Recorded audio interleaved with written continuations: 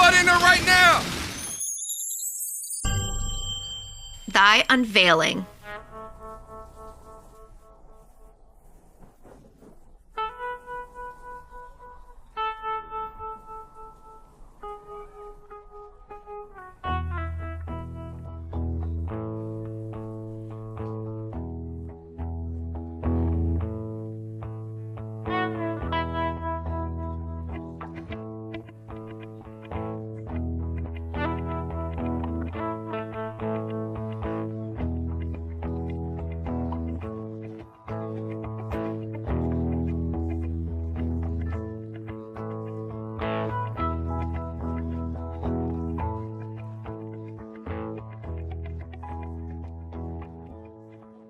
Welcome, everyone, to episode number 17. The mythical, magical, great 17. Here we are. We're on the 17th episode of season 6. Wow, 2 Juggalo numbers right there. 2 of the numbers that I always play when I do the lottery. But then we'll talk about that in another episode. I never played the lottery, but if I play Keno once in a while. You've never played the lottery? No, I don't dive into it. But Keno, I'll bust out a little 17. I don't know if I ever pull out 6. 21, we'll get a run. 2. What's 21 for? Desmond Howard, Charles Woodson. 16 for Jar Robinson. Now we're mixing and matching gimmicks. Well, now 2 was always Woodson, but now it's Woodson / Corum. He owns half that number now in Michigan lore. All right, that's tough. He won a national championship. And as as Charles Woodson said on TV, they asked him, he said, if this team does it, they're better than the 97 team. He's like, they have to win 2 more games. They had to play for it. He didn't have to just get awarded it. He's like, this is the best team in Michigan history. Blake Corum gets half that number. All right. That's why people are here, right? Yes. I was going to talk Juggalo numbers. If I'm being fucking stupid and I'll do, like, the lottery is really high, let me think. There's 5 numbers, right? I do 2, 10, 31, 17, 44. 44. But I always flip-flop because I think 17 should be the Powerball. So I never know what the other one. So I think 6, I throw that. But then you get into the habit of, like, everyone does their, like, birthdays. So everything's like 2, 4, 7, 14. It's like, the fuck? There's 70 fucking numbers. Yeah. Like, they're bound to be lower, you know? Right. Maybe I should do 66 and 65 for 665. I don't know. Anyways, this isn't a Juggalo lottery. Let's just start over. Welcome to the Juggalo Rewind podcast. We are episode 17. We are episode 17. We are the 17th episode of season 6.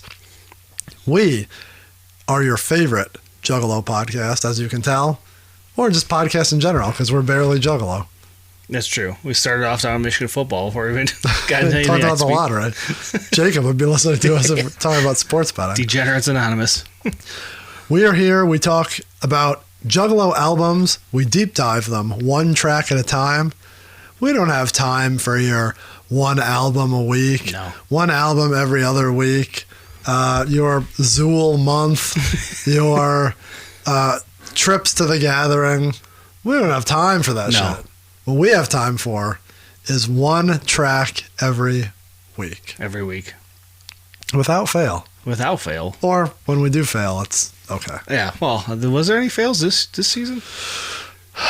We might have missed 1. I think we did. I forget why, but it's probably either one of our fucked up lives. Yeah, but nonetheless, for doing this as a hobby, week by week, we're here for you. We're here for you this week for the big one. Big boy. This is the big one. I don't know if there's any bigger. Better or badder. WrestleMania 3 up here. This is, we keep getting sidetracked, but Juggalo Rewind, whether you are a long-time Juggalo, whether you're there from card 1 and you were waiting to see what the 6th card would reveal. Well, if you're there at card 1 in card 2, you would have been like, I don't know what the Joker's card are because it wasn't a fucking thing. And then all of a sudden it shows up and you're like, oh, we got a storyline going now. It's like the Undertaker streak. Yeah, they happily fell into it. Didn't happen until like the 8th one. They're like, hey, wait a minute, he's 8-0. Yeah, but nonetheless.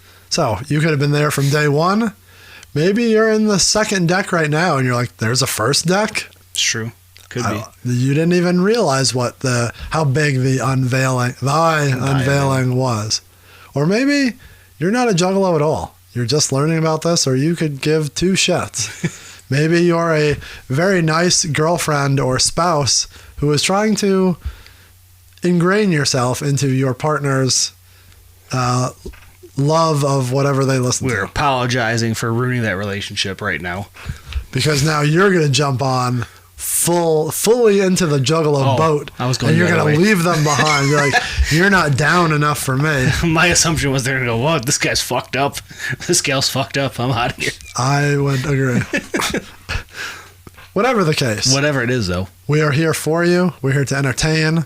We're here to make you laugh and chuff and do fun stuff. Juff? And Uncle Juff. And Uncle Juff. We're not here for Uncle Juff. If you're new and you like our bullshit, go back and listen to our old stuff. We have many past seasons, many gimmicks. But if you're a regular, you've been waiting for this episode, just like you were waiting for the 6th to come on November 5th, 2002. Unbelievable. You were waiting. I know I was waiting. You waited. I did wait. We discussed that, yeah. I wasn't a cheater. 6th Joker's card, Shangri-La. That is what we're talking about this season. Chris, what is going on? Are you ready? Your name is Chris. My name is Peter. We are here. We didn't talk about this, but here we are. Maybe on the video, if you're watching, I'll just pop our names up before we even sidetrack ourselves 22 times like we always do. 17 times maybe like we always do. But I listen to a podcast where they literally say the first 2 words like, okay, we're jumping right into the first story. And they go. Yeah. If you're there, you're listening. Yeah.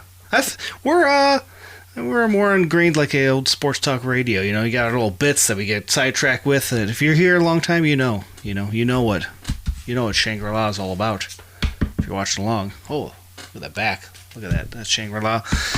But, if you're new, we're apologize for sidetracking. If you're here just to hear what the unveiling is, well, here we go. If you're like Rob, you probably fast forward 20 minutes to get to the actual song. I know I've done that to people, especially if you're catching up. Banter sometimes. We try to keep it non-time stamped with our banter, but obviously. But I think it's not like we're just reading commercials like Jericho, where he's like, "Oh, guess what? Manscaped also," and they try to make it sound like whatever. But if you want to sponsor us and have a commercial, then we'll talk about however and whatever you want. I'll be a shill for anybody. JuggaloRWD@gmail.com. But yeah, here we are, man. We went through 16, 17. We went through about 18, 19 weeks because we had a few in the beginning there. It flew by, though. Multiple tracks on multiple myself. I can't believe it, though.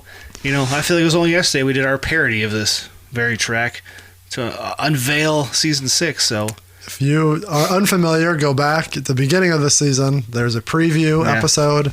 Please listen to that. That was fun. But yeah, here we are. I can't believe we're still having it. We're here. I'm excited. We didn't even discuss season 7 yet. We have to drag this. We might just go right into Hell's Pit. We might just keep the Wraith kept rolling all night long. As I said, we just all of a sudden we're at 17. I can't believe it. If we had the time, I really thought about trying to bang out a Hell's Pit all at the same time and just dropping it. Shoof.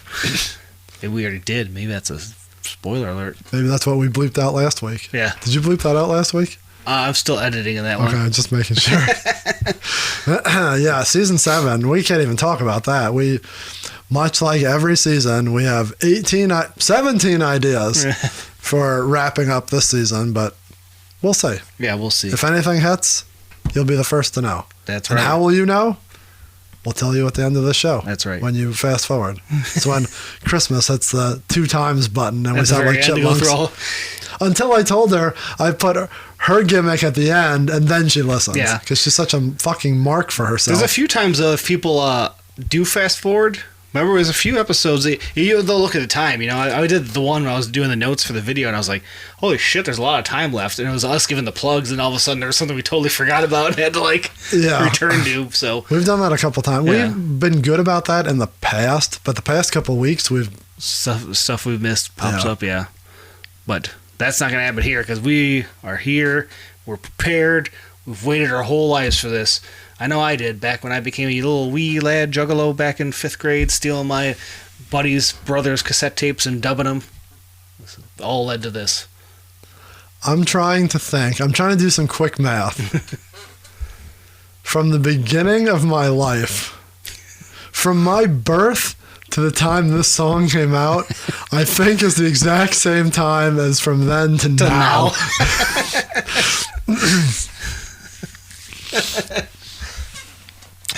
Yeah. Maybe it's close. It's real close.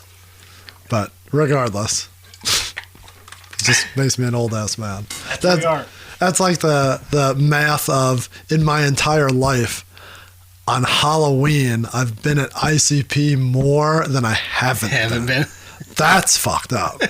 That's real fucked up. There was a fucked up one of those I seen online. It was it people born in 1993? Oh no. Are the same age as George Costanza? The first season of Seinfeld. Those are insane. Yeah. What was it? I just had one when you said that. Shit like if Back to the Future was redone right now, they would go back to 1994. Yeah. It's like, oh my God. Yeah, all those. 1955 seemed like a million years ago when we were kids. Yeah. But now it's like the 90s. Even going to this, we at the very beginning we discussed the seminar, and as Jay does the seminar, it felt like, oh man, that's a long time from the first card all the way to the sixth. And you're like, holy shit! In their career, this is a blip on the amount of time they've been around. Because 92 to this was 10 years. Yeah, and it's been 22 since this.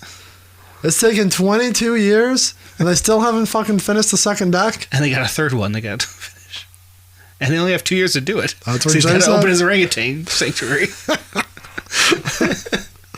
What a fucking dummy. Anyways. Yeah. So. Where were we? I don't know. We were introducing ourselves. Yeah. Welcome, everyone, just to like episode the seminar. 17. Jay's like, I'm just a little nervous. I don't want to, scared to give it to you guys. But yeah, we're a little nervous to end this season. I don't want to end this season.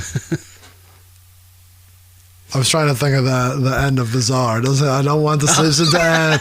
And Juggalos with you. Oh shit! Here comes Ivan with the drums. Right here. Why you on Flint's dick so much? All right. Okay. Yeah. Let's go. We are here. We're talking 6 Jokers card. We're on the last song. Maybe not the last episode of this season. We shall see. Who knows? But let's. You want to dive into the do a little bit ski here? Sure. Let's wet the whistle a little bit before we get going. All right. We are going to go into our YouTube history. See you later, Rob. Yep. Well, fast forward about 10 minutes, Rob, and we'll be done with us. So, as you may or may not know, Chris and I share a YouTube account under the Juggalo Rewind banner. That's right. YouTube / at Juggalo RWD. And sometimes we forget what we listen to on there or what. As I'm already looking. We either forget or, we just look at random shit. Yeah. And this is where we look to see what the other one was listening to. That's something for this episode. That's something for a future episode. The frightening sounds of the howler monkeys. So I'm reading River of Doubt about Theodore Roosevelt charting. Jesus, I feel like you've talked about this forever. Charting the Amazon, and they're discussing some of the creatures and stuff, and they're some of the howler monkey howls that they hear, how frightening they are. So I had to pull up what that was. I have some stuff about death from the last episode. Yeah. Blue Moon. A song? The Blue Moon song? I don't know. I see like a Michigan clip. Oh, the Moon game. It's Northwestern versus Michigan, 2014, I believe it was, where it was 0-0 into the fourth, and it spelled moon because it was the M, 2 zeros in the Northwestern M, so it's synonymously called the Moon game. That's funny. The highlights are hilarious because it's a shit show of a game. I can't imagine. The official trailer for Ren Fair. Have you seen that? Yeah, it looked kind of funny. I think I saved it, but I don't think I watched this. Was that you watching it? It was one where I couldn't tell if it was a documentary or like a fake. A fake one. Yeah, it was. I have it on my saved list, so. I think you watched it there. I think I watched it on HBO. I thought that's what I did. On Max, yeah. One or the other. The one thing Willie Nelson says will kill you. Yeah, I don't know. That was me. I clipped on that somewhere. There's a lot here that just have started things, so you must have been on a tangent of just watching things for lots of Juggalo stuff. Larry David returns to his New York City neighborhood. That was cool. Him just discussing shit around in the area he was first living.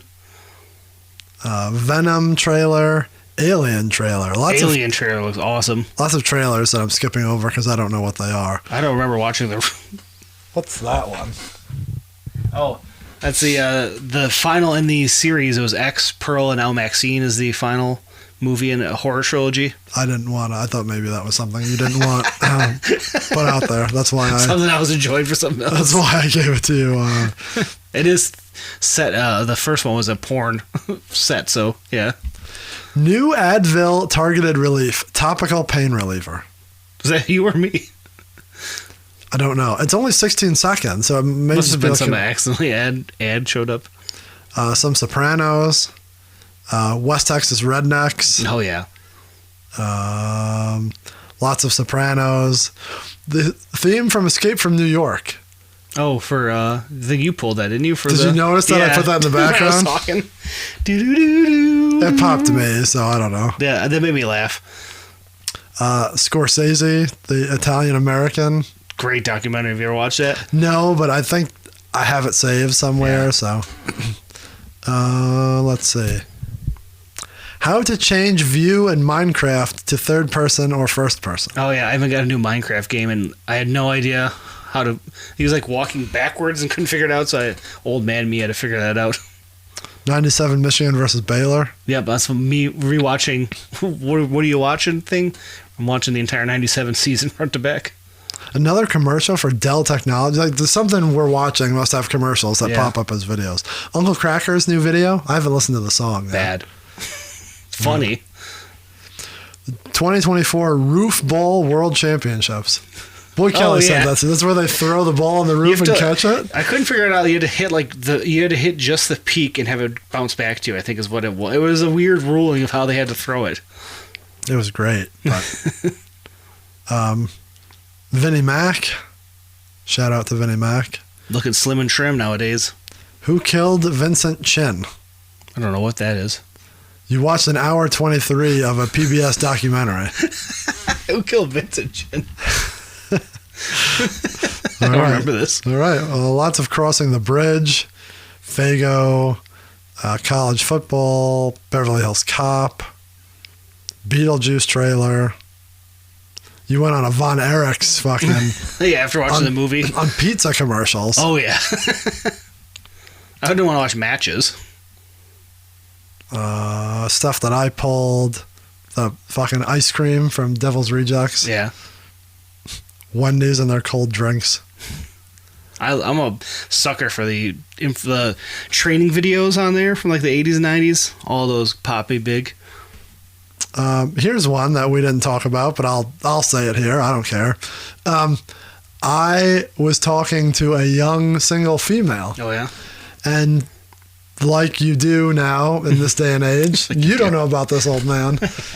You kind of got to Google the person. Yeah. You got to figure out what they're all about before they tell you. Yeah. She's a comedian. Oh, really? She's a local comedian. Is that so? Didn't say anything about that. Didn't tell me that, but I just had to figure that Found out. that out. She doesn't talk to me anymore. Was her comedy any good? I didn't watch her comedy. I watched an interview that she did on someone's podcast. Okay. I don't know if her stand-up is any Yeah. good. But she like opens for like when people come to town. She opens That's for cool. them. Crazy. But yeah, it's okay. Maybe she listens to the pod. Don't think so. Very jokingly, you have to throw out there like, "Oh, what are you into?" Da da da. Yeah. And I just, "Oh, you grew up in Michigan? How much Juggalo do you have in you?" She's like, "Absolutely zero." How much Juggalo do you I'm have like, in you? that's a okay answer. There's nothing wrong with that answer. But yeah, I don't think she's in the Garrett Con, Yeah. like that circle. None of those guys were like stand up. Yeah. But she is friends with someone that I know who does comedy that's friends with Garrett. Okay. So there could be a connection, Little crossover. but regardless, that's There was a wild. friend of ours who does stand up out in New York. He lives in New York right now. Travis, his name. It's funny because the guy that I know that's friends with Garrett does a podcast with a guy who lives in New York who's from here. Yeah. So I thought maybe it was the same. Yeah, I don't know if he has one of those. I don't know what that guy's name. I don't know. I listen to the podcast. I don't know their name. So, anywho, Yeah. lots of Halloween bullshit from you. Lots of old commercials from Channel 62. Lots of Michigan football. As always, you know. Lollapalooza, the story of Lollapalooza. Did we talk about that? Yeah, I think we're back to where we were because I was on a run of I think the commercials was spurred from I was watching Nat Morris shows, so that's probably where you're heading soon. Here is the run of Nat Morris local shows I was watching. ICP and Isham, old news footage handing out turkeys. That's from this era, I think. I think Shaggy's in the Shangri-La makeup. So Maybe. And then, we're back to the Chrysler Town and Country battery replacement. I loved when the local news would have little like pieces about ICP doing shit. I remember they had, I think around the pandemic, they were handing out, I don't know if it was masks or something, and there was like the guys in like the full clown costumes because their faces are covered, and they're handing out like PPE or whatever it was called, to folks. PPE. Good times. Well, that's what we've been watching on YouTube. I don't know if you learned anything from that, but If you know any good training videos from the 80s and 90s, send them our way. They're fun to watch. all right. But what we're going to train you on That's right. is thy unveiling, because I bet you're going to learn something. I learned something today Did you? just from your notes. My notes. Yes. Unbelievable. Unbelievable. Unbelievable. Okay. So you ready? Yes. We're diving into the unveiling. Thy unveiling. I don't think we have to revisit this, but maybe I will drop it in here. We've been saying the for everything, but because the reverence of thy unveiling, we should specifically say thy unveiling. Even though it may be incorrect, Yeah. we'll give it its just due Good. for being at the top or bottom of the track listing, depending on how you look at it. The upside down six, wherever the fuck that is. What a mess. Okay. Producer on thy unveiling. Yes. You may want to double check this. Yeah. Mike P and ICP. Huh. You sure about that? You know, it's been that way all along, but I think it might have changed. Let's double check. Let's see for sure. Push that wraith right off his stoop. One last time. This track was written, programmed, played, and performed and engineered by Mike P. The fresh, live drums and chorus part were played by Lil Pig with Zug Island. Our homie Loke Daddy Crawdad was his nickname, apparently. The song was arranged, produced, and blessed with White Carnival Magic by ICP and was co-produced by Mike P. That sounds fucking racist. That's what I was going to say. So I just stopped and Maybe stared Kid at Rock it. produced it. Jesus. The concept and all the lyrics were written and performed by ICP. Extra vocals were performed by ABK, Legs Diamond, with Lil Pig, Sin, and Mike P. Where? I I hear ABK likes Diamond. Yes, I don't know if I hear Sin. Yeah. But We'll maybe find out. they're yelling around somewhere. Lots of layers to all these songs, as we've said multiple times. This is going to shock you. This track was created at the Lotus Pod studio. Was it started partially at the Lotus Pod? The vocals, magic, holy flavor, then added later at the Sound Kitchen in Nashville, Tennessee. Let me write that down. Then the song was mixed down by Candlelight.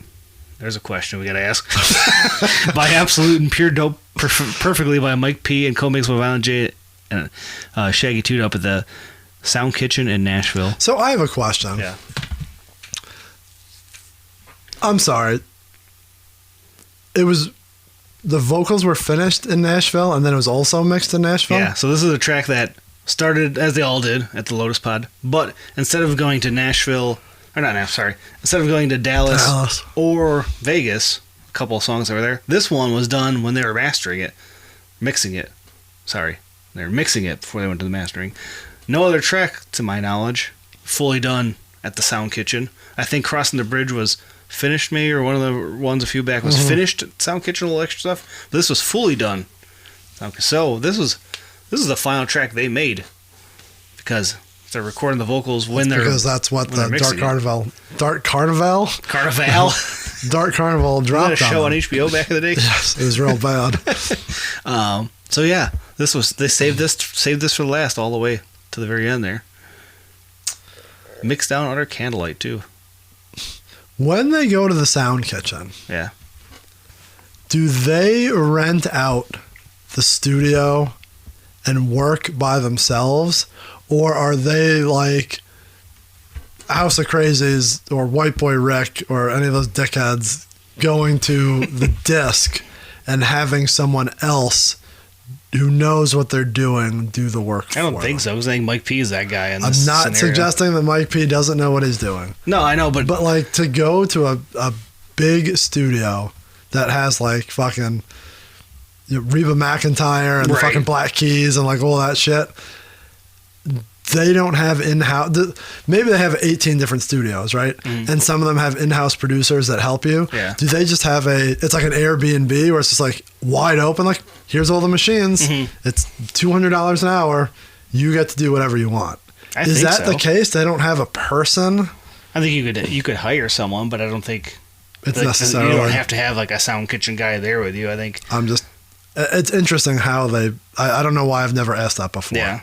I mean, I would think that would be my assumption. Why would you have Mike P coming along why would you have two Mike Ps? Right. I get that. And that especially makes when sense. you're pointing out that when they in the book say that Mike P is mixing it. I keep saying mastering, mixing it at the Sound Kitchen.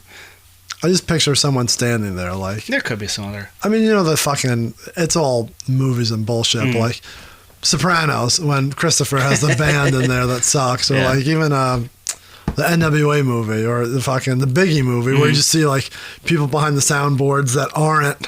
Yeah, I mean maybe you need another guy to help. But that's like your Fritz, like you're at the desk. Right. That's just a guy who's there. I just wondered if they had a guy like that, like pushing knobs, or is that all Mike P? I would assume it's all Mike P, but you never know. I would assume so too. Yeah. I'm just asking. So that's the story of that. That is the story. Time on this track. Hardy boy. But the actual track itself, a lot of this is a celebration. No. Well, yeah, but it's all there. It's all there. 7 minutes and 37 seconds. Yeah. On this, the 17th track of the 6th Joker's card. Is this the 17th release? No way. You think it's more or less? Well, what do you count? Are you counting just the EPs and albums? I'm doing a quick count off the top of my head. Forgotten Freshness is counted. 6 Joker's cards. Beverly Kills, Tunnel of Love, Terror Wheel, Christmas, Dog Beats, Forgotten Freshness 1, 2. Yeah. Fuck Off count? Fuck Off. We're at 14. Does Intelligence of Violence count? For my sake, yes. Part at the top of the hill count? No, but I will count. Man, I wanted to count singles, but then we're going way over then. What are we missing? Did Mutilation Mix come out by now? Oh yeah. Bam. Fucking, this is the 17th release. There's more than that, though, right? No. No, that's it. We just named this is the 17th release. I'll put an asterisk on this right now. Not including singles, because you don't want to go Dead Pumpkins, Fat Yeah. Sweaty Betty, fucking Joker's Wild, Right. Chicken Hunting. Nope. And no other compilation. Mutilation makes them the other one.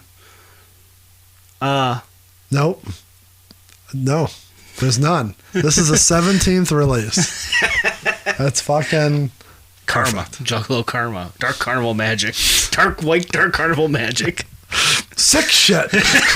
Sick shit. Amazing. I can't believe we're still having it. Oh, that we figured that out. You're welcome, everybody. Yeah. You learned something off the top of our heads. That's why we're Juggalo historians. That's why we're pieces of shit. We need to get the Bobby Heenan figures and just repaint them as us. And they're like fucking. Pointing at our heads. That figure points at his head, right? Yeah. Or am I thinking of the Smart Mark Sterling one? The new one. Yeah, they both do. I'll get Heenan. You get Smart Mark. I already have the Smart Mark. So I have to get the Heenan. Nobody else. That'd be great. That's a good idea, That's actually. funny. Lord Alfred Hayes one. I don't like how that one looks. The face looks pretty good. It looks a little too skinny though. It's because they're all the same body. Someone said, what was it? Oh, what the fuck's the band? The new Fantastics figure looks really good. Is that Bobby Fulton? Is it right? He's in the Fantastics. See a picture of him hanging out with Mickey James, Lita, Trish, and someone else. I was like, hell yeah, Bobby, hell yeah. He's now booking Riddle. Oh, really? My boy, Matt Matty Riddle. My daddy. You shut your mouth, daddy.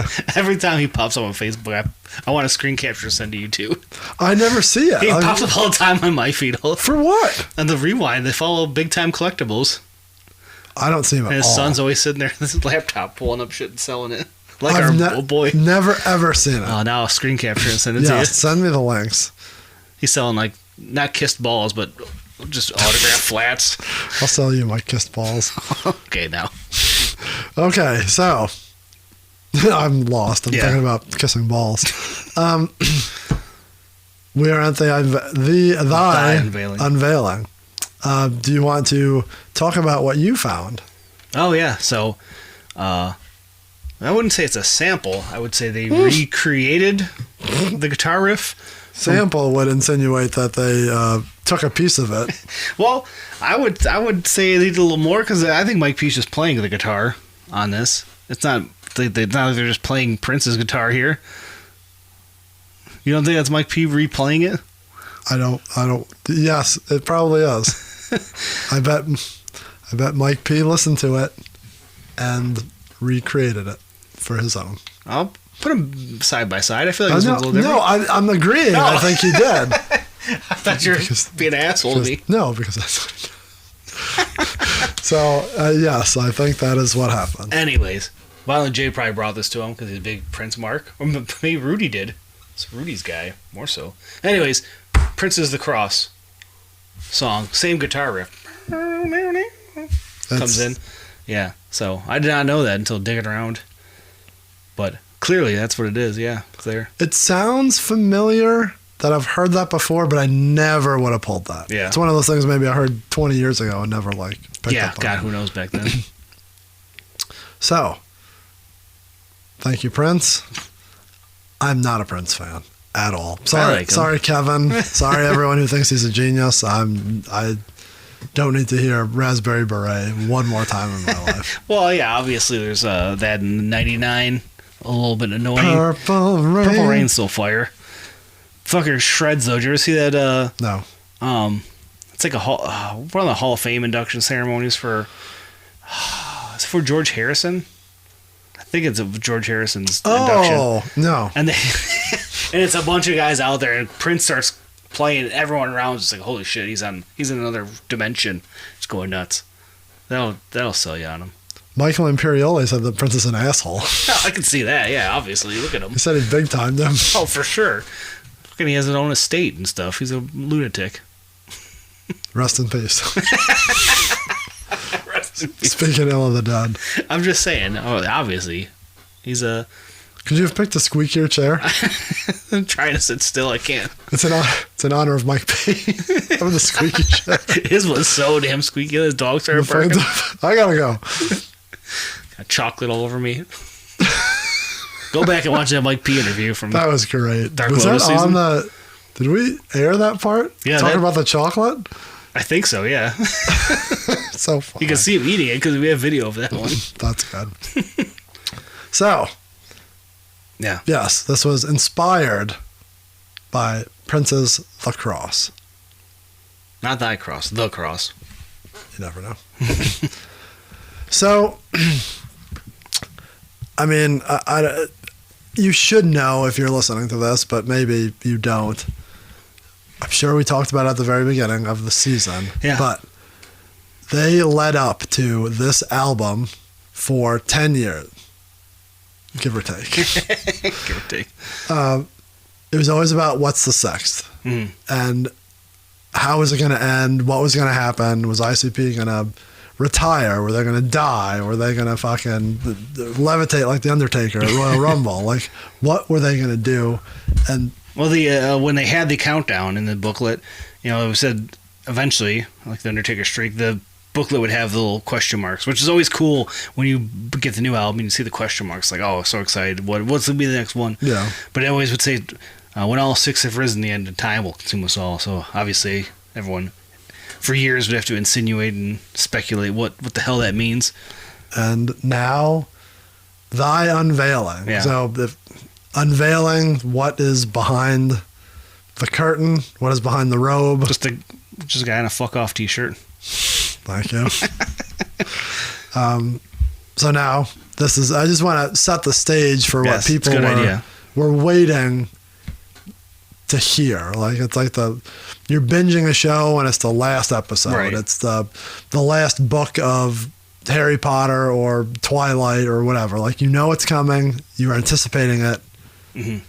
And just like all of those, it isn't the end. Spoiler alert, there's 6 more and then 5 more. But that's just what we live in now. You got to keep milking that cow. It's not necessarily always true. No. I don't know. I'll think of something that isn't. So. Yeah. We are going to get into what is here. What is being unveiled. We're getting into the. I was trying to think what the fuck Jump Stay's intro was. Told to us by those, whatever his grand of description. this? No, the very intro. Remember, it's like, as told to us by the insane clown pie. I butchered it. That's fucking 18 weeks ago. You mean a presence can be felt? Yeah. Thus emerges a being so powerful that he can exist. We should have talked about this last week. Sure. He talks about what the Wraith is. Yeah, maybe that's what we're referencing earlier. But not really. He really doesn't. He just talks about a powerful being that can exist between both the land of the living and that of the dead. He goes by many names. They do, as that. This is the exact line they also say in The Wraith.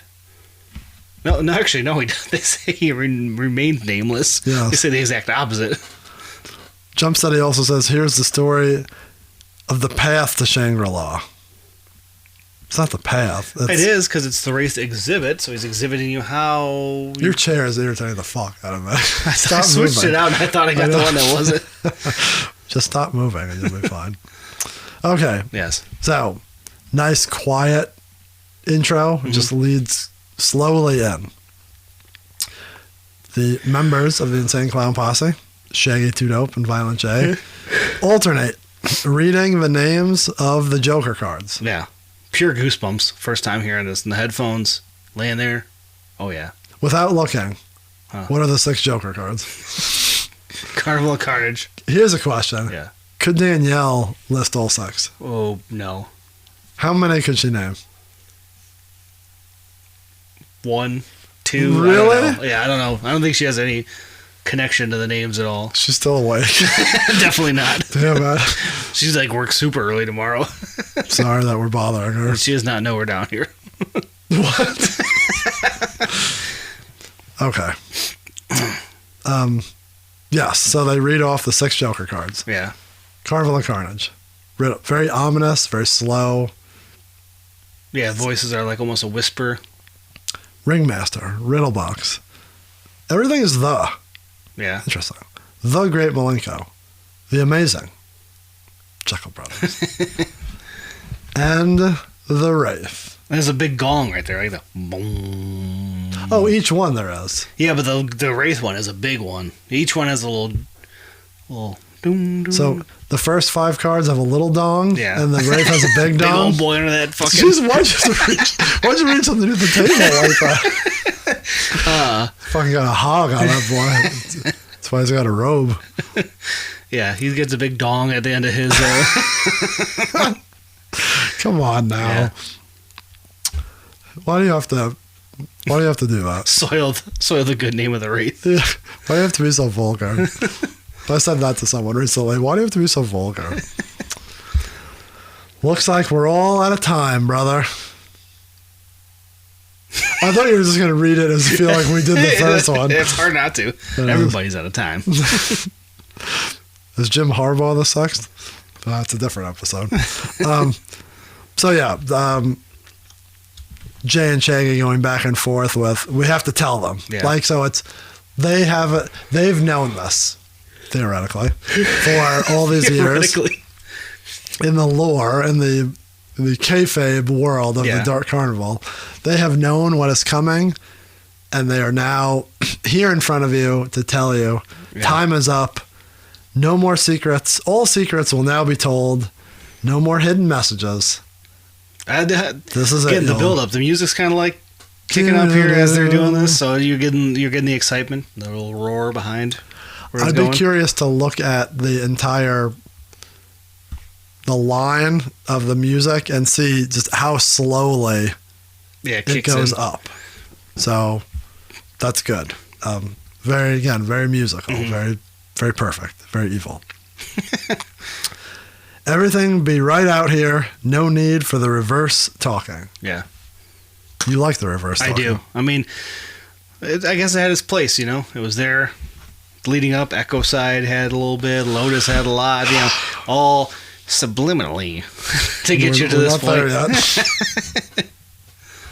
All right. I feel like I could do this. The truth is out there. You think you could do this without reading it? Probably. I might stumble on a word or two. It's close. Yeah. If you get me started, I probably could. So, this is mostly Jay. Mm-hmm. Shaggy kicks in with his little bits and bobs at the end. Now it's so weird doing this again. Now, we've been told this carnival shit has touched on many lives. People have fucking sworn to us that they too can feel it inside. What is it that draws you in? This magic that compels you. We've been waiting 6 fucking seasons. I mean, Joker cards to finally tell you. So, he is saying that there's many people out there. They call themselves Juggalos. That's what they do. That their music, ICP's music, pal, has touched them so much that they are now in this group. They have been touched. They can feel the magic of said Dark Carnival. And ICP has been waiting all this time to tell you, what is that magic? Yeah. It's tangible. You don't know what it is, but we're here to tell you. Wondering, this is recorded in Nashville. Maybe Shaggy wasn't there either. He's just on the phone. That's why he doesn't have any lines. He's just calling in. He's like, hey, Shaggy, we need you on the final track. All right, just yell shit. That's right. What is it? What?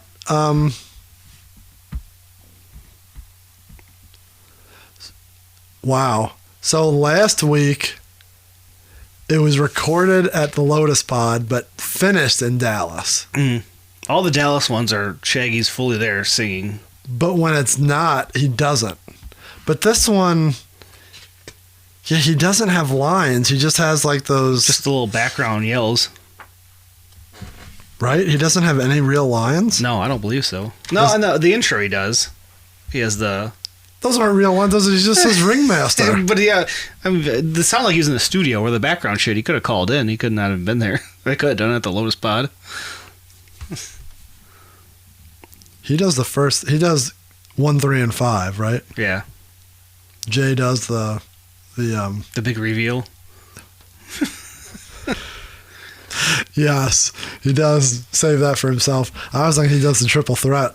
The Great Malik going, the Ring Master. Fuck it. Give me 2 seconds. I'm going to regret this, but there's no other time. We're talking about it, so we might as well. What are you doing now? looking up ECW triple threat again? Ask me. No. Who is your triple threat? Do I have this? Here we go. Voicemail from Pittsburgh Steve from earlier in the season. Are you ready? Yo, it's your boy Steve from Pittsburgh, and I'm here to tell you what the Great Malenko does. Since he's part of the triple threat, he comes out after ICP set, right when they're about to finish, and he goes, "Cut the fucking music." that popped me, so, yes. It still doesn't help his lore in the Dark Carnival. No, it doesn't tell us what he does or why he's in the triple threat. But no. That's Steve being a mark for Shane Douglas. Who isn't? Who was at XICW 2 weeks ago with Violent J. Yeah, they're hanging out together? Oh, well, I mean, they were at the same show together. Oh. I don't know if they were hanging out together, but yeah, probably like, you stiffed me for that JCW tour. Shane didn't wrestle, right? Shane? Yeah. No, he did. He was in a tag match. Was he? He bumped. Nice. Hell yeah. He cut a promo. Me and Steve argued about how great he is. We're not going to listen you bash ECW here. We're celebrating the Dark Carnival tonight. I'm not bashing ECW. Yeah, you fucking hate it. I didn't say that. Okay. Yeah. The messages and hints were there, although most never picked up on them. Really? We'll get to that at the end.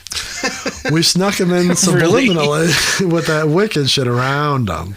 Something that I feel like this season has become an everlasting line. Before, I never did the sublimity with the wicked, really? But now all I do is fucking reference that. We do that a lot.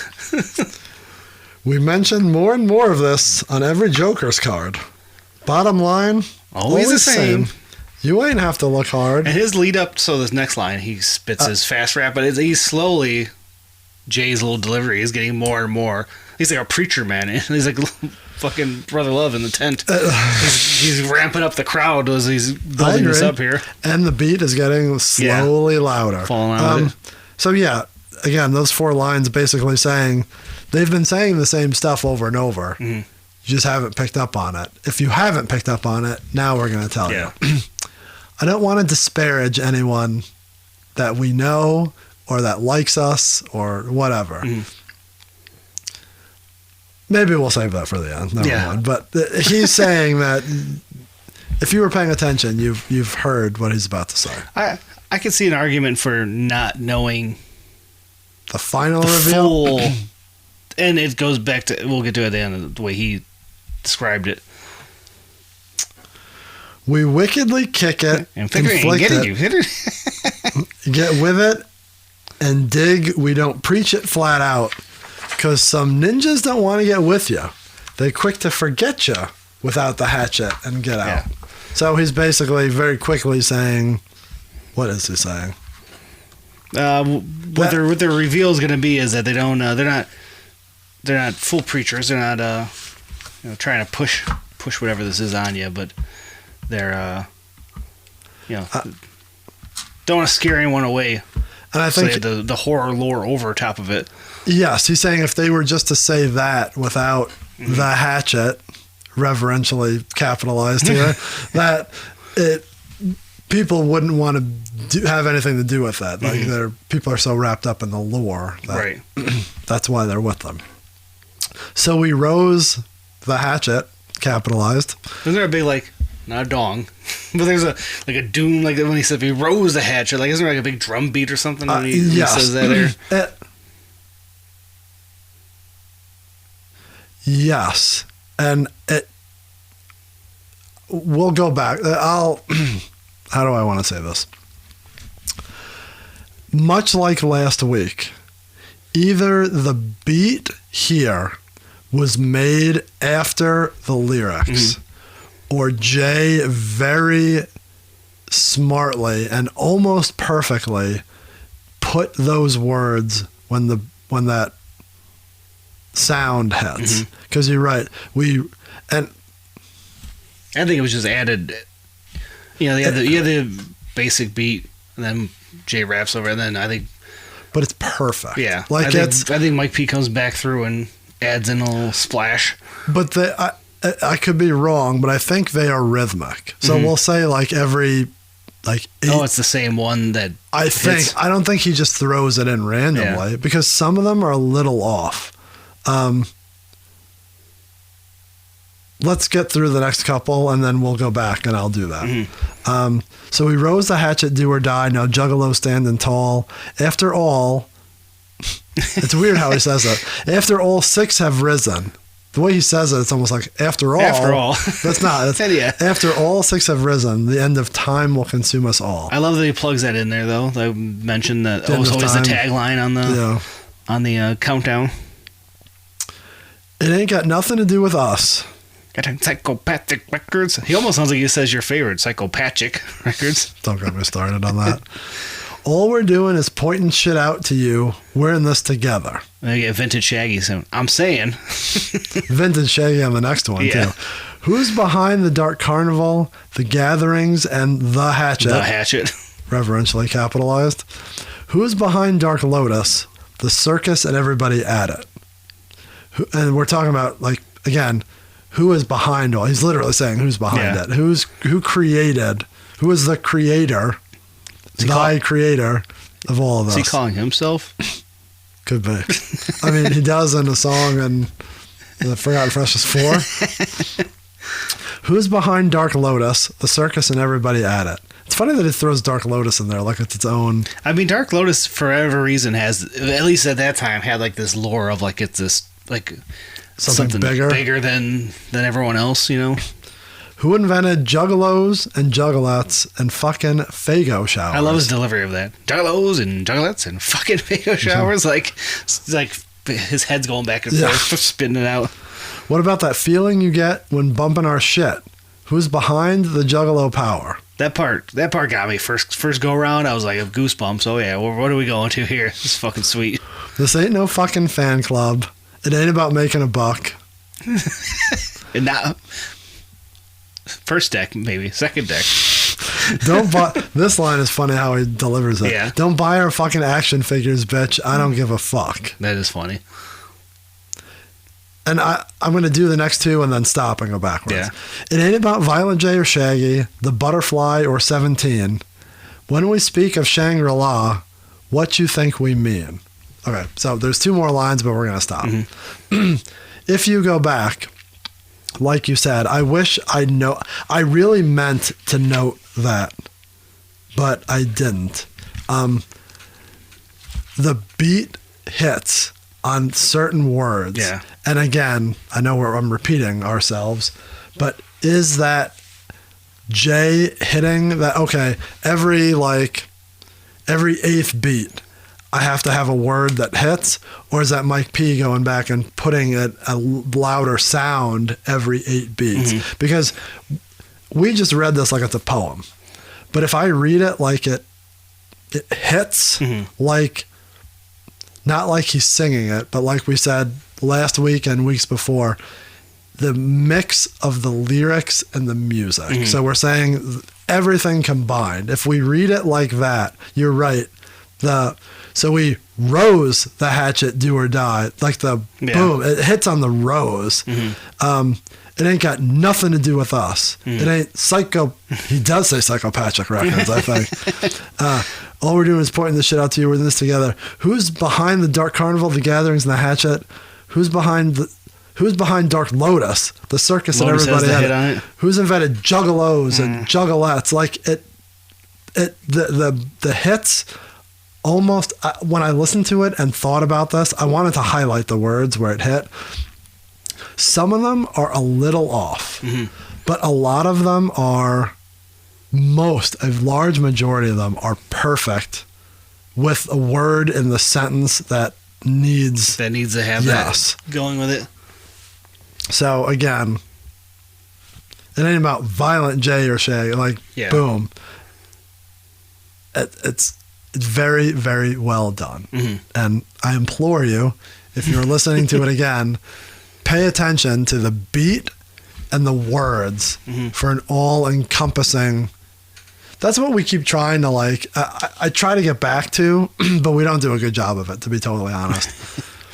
The song is comprised of the music and the words, and when they come together perfectly is when shit like this and last week happened. Yeah. So there really are those two. We talk about the beat in passing, but I really need to be more cognizant of talking about the beat and how it fills in the song. But thank you for bringing that up, because I meant to talk about it and I totally forgot. Hey, that's what I'm here for. Thank you. When we speak of Shangri-La, okay, it ain't about Violent J or Shaggy, the Butterfly or 17. Let's go back. Yeah. Let's go. You got full lore here. You have to. Let's go way back. Way back. So when he's talking about who's behind all the different things, right. Let's just, God, if you hit this point, you should know all this, but maybe you're jumping into this episode. I mean, this stuff isn't really even the lore like it used to be. So just Butterfly definitely isn't anymore, right? No. So it's very quick. Very quickly, the Dark Carnival. Overall, the MCU of the Juggalo world, right? Like it's your all-encompassing world. I mean, it is in this story of the Joker cards. It's like the afterlife, or it's like the I don't know, the whole. It's everything. It's the Earth. It's the planet that they live on. It's the Cybertron. It's their Cybertron. The gatherings once a year. There's the gathering of the Juggalos. It's a concert festival.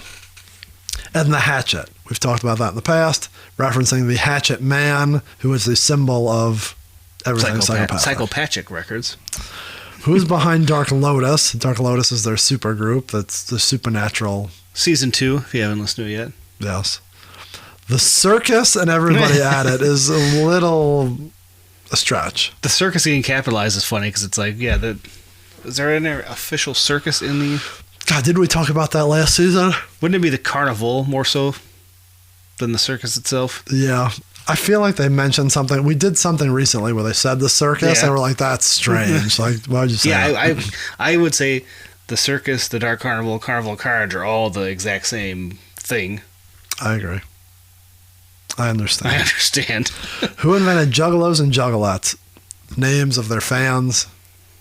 Juggalettes kind of fallen off the wayside, right? It became like a thing in the 2000s, and then it was just like, no, everyone should be just a Juggalo. Like, I think it's still a thing. Yeah, I don't think it's like as much though, because I think it felt more like you're at least especially at that time, the way people acted sometimes. You put like a Juggalette's like a lower, like, it was always Juggalos, and Juggalos like all encompassing terminology. So then when you had Juggalos, it's like, are they like not on the same level? They're. So I feel like that fell off, and it's just Juggalos because it's a term for people, not genders. I get that, but I don't think there's anything wrong with the two together. I don't think there's anything wrong with the two separate words. Mm-hmm. If you're not using one in I think you're trying to say in a demeaning fashion. Yeah. If you're not saying it like that, I don't think there's anything wrong with that. Mm-hmm. I don't think it was meant to either. I think it was meant to I think Javen said that in the fucking seminar. No, I don't know. He says something about Juggalos and Juggalettes. I think he says I keep saying Juggalos, but there's Juggalettes also. But he does something in the seminar. I totally remember him talking about it. I think it's more of I think he said talking about banging someone. It's like obviously I'm. I think he said that's why they made the term, because I didn't want to say banging. So it's kind of derogatory. It came about as a derogatory term, so I'm totally wrong. But nonetheless, I don't have a problem with it, but it has a weird connotation. So but I don't know why it shouldn't. Mm-hmm. It's just I think it's just some of the way folks out there use it. So wound up being more so. Very quickly. Yeah. Parrot head. Yeah. Female parrot head. They're mom's a parrot head. Yeah, dead head. Dead heads. Yeah. Marks. Yeah. There's no female term for Mark? No. So yeah, it's weird. I don't know. Yeah, that's I think when you have a subculture, just you're a Juggalo. It's one all-encompassing, the same way a parrot head would be. Well, then who made the first Hatchet Man with the fucking ponytail on it? I mean, it's good merch. Fucking Faygo showers. As we've mentioned in the past, concerts, they throw their Faygo pop into the crowd. If you want to get into and you want to go all the way, Let's go all the way. you go all the way down and you get soaked. I'm doing it this year. If you don't, you stand by me and you stand in the back and I protect the women and children. Blah, blah, blah. Fucking action figures, bitch. We talked about action figures on our Christmas episode, so go back and listen to that. And they do have a fucking fan club, and they are about making a buck. So They did have a fan. At this point, it was gone, right? It was dissolved in 2002. yeah. It ain't about Violent J or Shaggy, 2 people in the group. The Butterfly, every CD, we've never talked about that, right? No. The Butterfly is their lore that each album was dedicated to it. Yes. And Jay talked about in the book for the first time. So this came out before the book, right? Yes. So the story is in the end of this, which maybe we could just be a wrap-up point. He tells the story of the butterfly on the very last page of this booklet. So this would have been told before. Here again, the book. Where did he tell it live?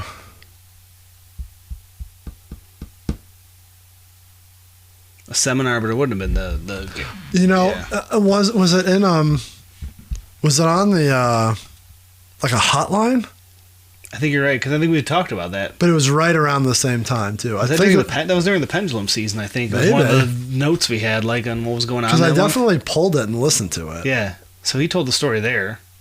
But I guess this was the first time if you weren't plugged in hardcore like that. It was the story is given on the last page here, and it was in the book, right? Yeah.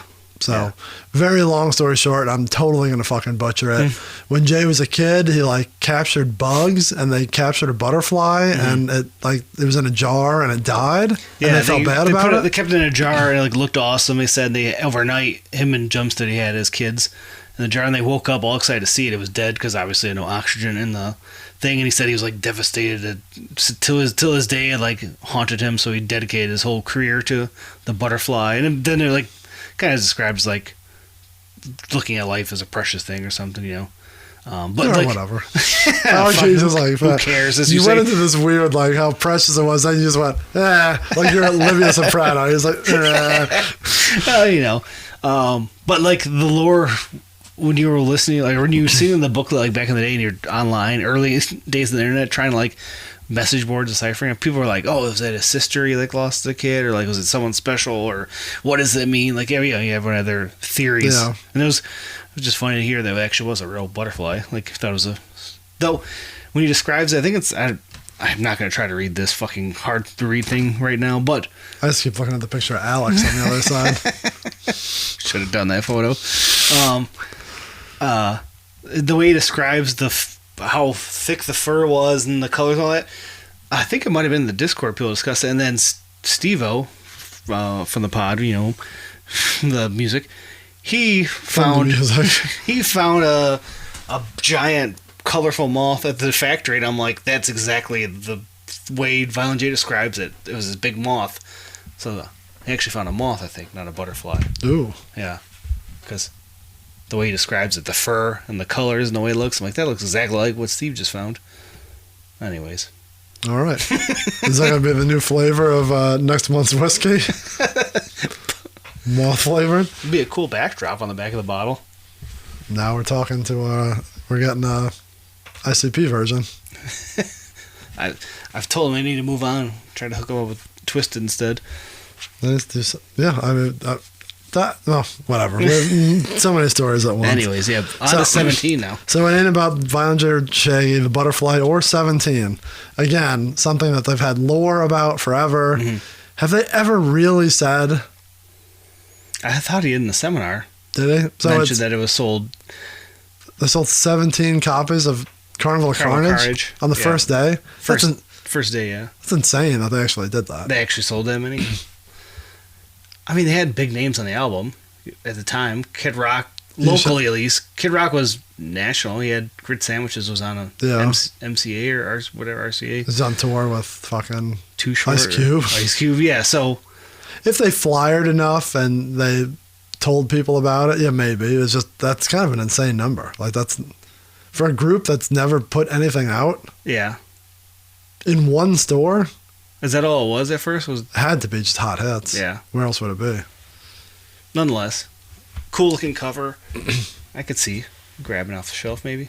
But that's assuming that many people went to that store in one day. Yeah, different times. More people went to stores. On Tuesdays, everyone popped in. But yeah, I mean, that was always the lore too. Like, what does 17 really mean? There's 17 tracks on most of, if not all, of their Joker cards. Mm-hmm. Just stupid shit. The 17 Dead was the first big song. And I think that was the first real notice of it. And then, like, it'd be sprinkled in. That was really, you're talking about sprinkling subliminally. It would just pop up like a 17 here and there, and then just became it's always just like a lyric randomly. Yeah. Like, oh, that's popping up. They never really, it wasn't like the Butterfly where it was something that they outwardly said. It was just always a reference. Like, why is that always popping up? So early Swiftie stuff. Violent J set the groundwork for what Taylor Truth is, what? Violent J walks so Taylor Swift could run when it comes all your hidden subliminal messages. I don't even know what that means. When we speak of Shangri-La, what you think we mean? So we're talking about this whole CD, or did they ever mention the words Shangri-La before? Shangri-La was mentioned. Is it in Pass Me By? Do they say Shangri-La? But there's at least once somewhere I heard them say Shangri-La, like clear as day, and I'm like, man, I want to go back and see if throughout how many times, but I'm like, I'm not listening to all these albums. Fucking, yeah, there's no way. Yeah, but I know it was at least for sure one time said. So it is funny. So we're going to dissect this line by itself. Mm. When we speak of Shangri-La, what you think we mean? This is where I start getting like mad at people. Shangri-La is not a made-up word. No, that's like lexicon forever before this. Yeah. Juggalo, Nedden, all your other stupid shit is stuff that they created. Right. Shangri-La is not a word that's specific to the Juggalo world. Yeah. Why can't I think of any others? Those are the only two I can think of.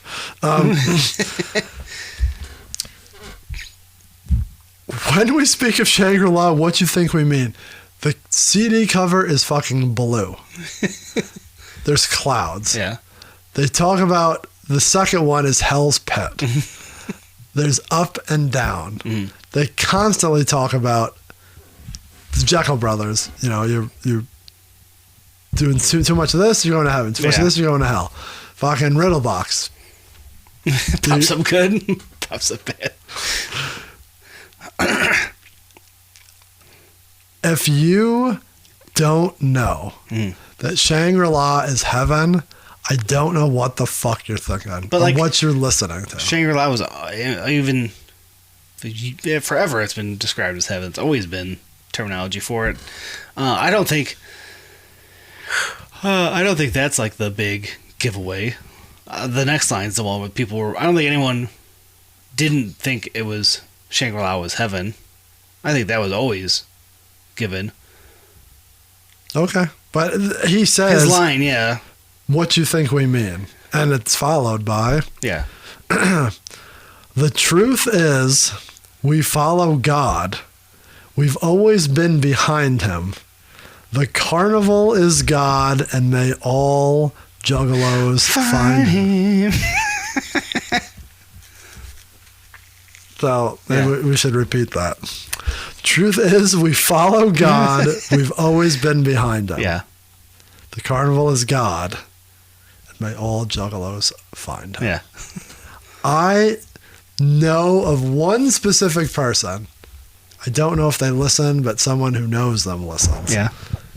Who said, I saw very recently in one of our posts, As soon as they heard that, they took the CD out of the player and threw it in the back seat, and were done with ICP for many, many years. I do not want to disparage this person. Yeah. I can't relate is the best way I can say this. I am not into something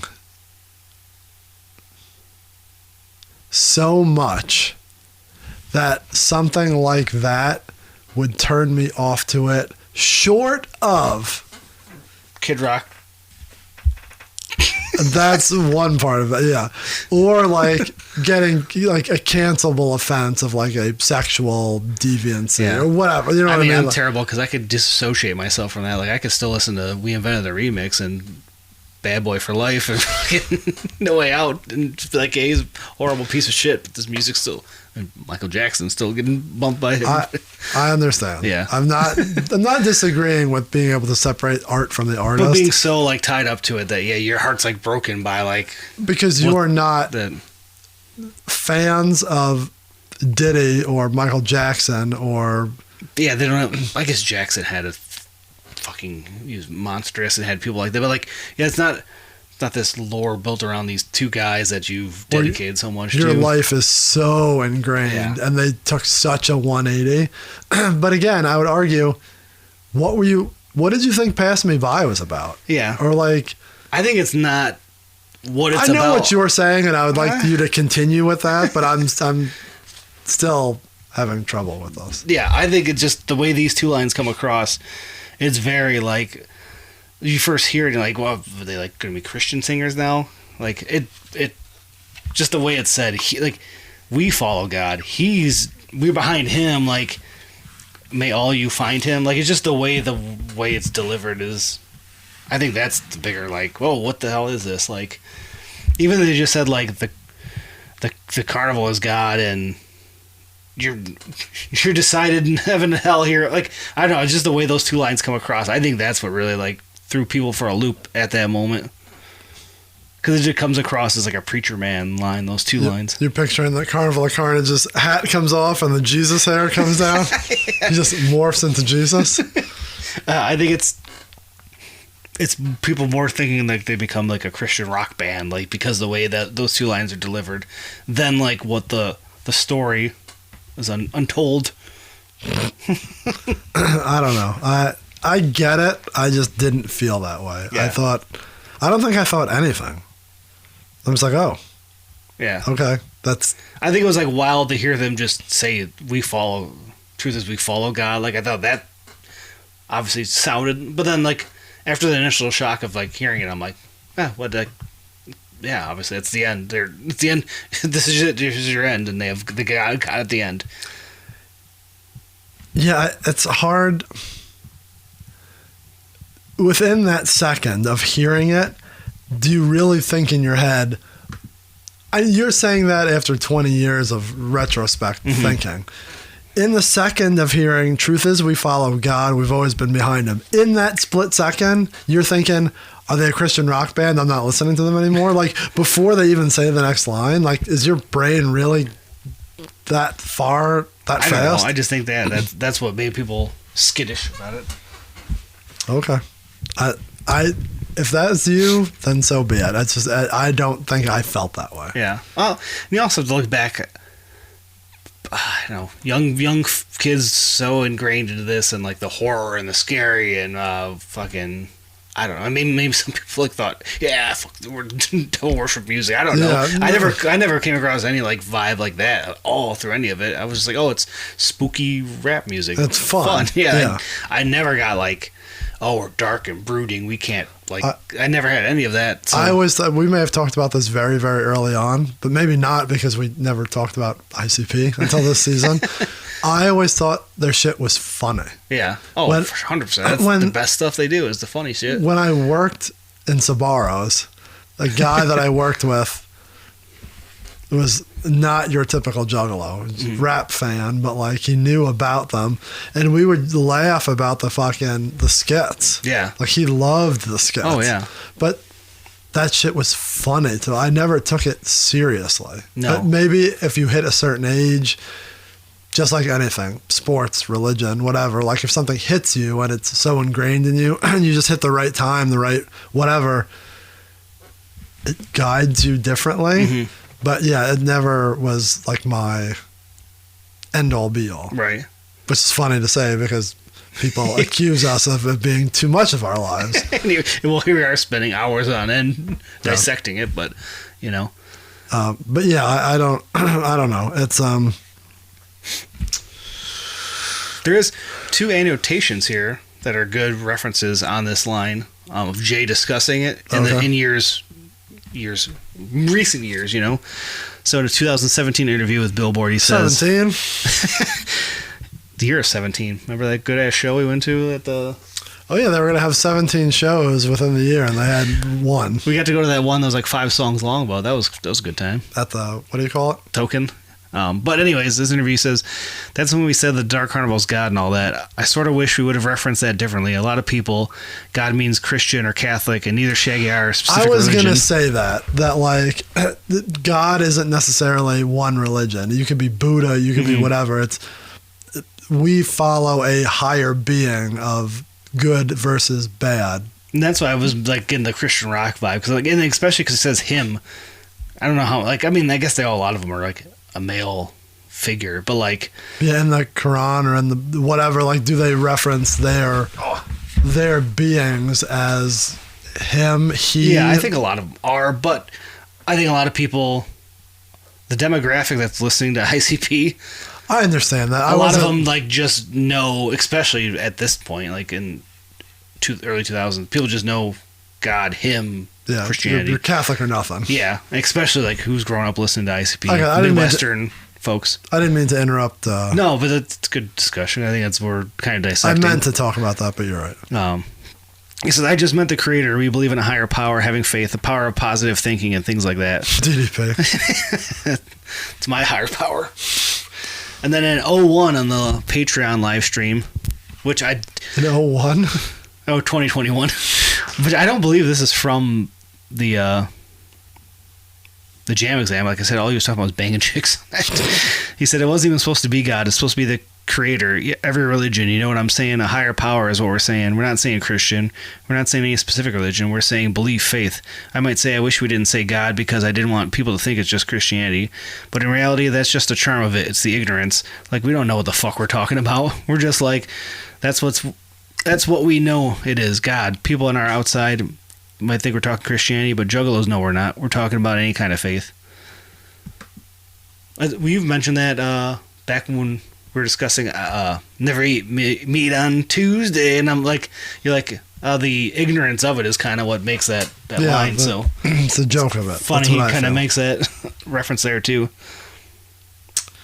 Yeah, I think it's the delivery is really just the way those 2 lines came out. And then as they go on, we'll get to it. May the Juggalos find him, like over and over, which I think just became a funny part of it. Like, we always would reference that. I agree. So many lines. We haven't done this in a while. Like the everlasting lines. The carnival is God and may all Juggalos find him. Classic. Yeah. Like, everlasting line. Just all the may the Juggalos find him. He's out there. He's out there. He's there. Now, the carnival of God. Carnival is God is good. Yeah. May all Juggalos find him. He's out there is good. Yeah. But goddamn. Could it be the one? We're not sorry if we tricked you. Yeah. Is fucking it. Yeah. That's the one. That could be the number 1 everlasting line ever. I was thinking on the way here, is that like a top 3? It has to be, right? We're not sorry if we tricked you. We don't care what happens now. And it's so good that it's like a chorus of like carnival voices going, we're not sorry that we tricked you. We swing our hatchets, reverentially capitalized, and we're proud. We're not sorry if we tricked you. Painted faces in the crowd. We're not sorry if we tricked you. The carnival will carry on. And then lots of, yeah, he's out there. Yeah, that's like Shaggy yelling, and then them. in the background you get ABK yelling, Psychopathic Roots and the Juggalos. He's out there. He's out there. Legs Diamond sing a lot of that part, right? The he's out there. I think Legs Diamond definitely does the Juggalos. Yeah, He's he out definitely there. says that. Because Juggalos. the other ones could be like anybody else, but he definitely does the Juggalos. Yeah. For 100% him. So lots of I don't want to dive into this too much, but dissect the "We're not sorry if we tricked you." Yeah. The word "tricked" is probably not the word they should have used. Yeah, maybe did that get people even more angry? You're following up those lines that kind of like, oh, that sounds a little like Christian Rocket. Then you're like saying, we're not sorry if we tricked you. Like, oh, fuck, you led us down this path and now you're doing a 180. Maybe that's really what got people. It could be because it's funny now. It's funny now that we use, or Juggalos, Dark Carnival in general, use that every time that ICP lies to you. Yeah, which is fucking punchline. frequent. A punchline is perfect. They're not sorry if they tricked you is said probably every day on Facebook in some kind of ICP group, right? They definitely meant, we're not sorry if you didn't see this coming, but this was obvious. I don't know how else to tell you that everything that we've led to has been good versus bad. Be good people, not shitty people. You'll be rewarded in heaven, not in hell. Right. But the tricked, we're not sorry if they would have been better off saying, we're not sorry that you're dumb as fuck. Like, you would have been better off saying, he says. But that's what they're trying to say. You're stupid. And this is where we're at. Stupid's a harsh word. I apologize to the person who I know specifically does not like this. He was just saying it's the ignorance. That's the charm of it. You might have been ignorant to not pick up on the subliminal shit. Maybe this is the first CD you picked up. At that point, you should just obviously know this is where it's headed.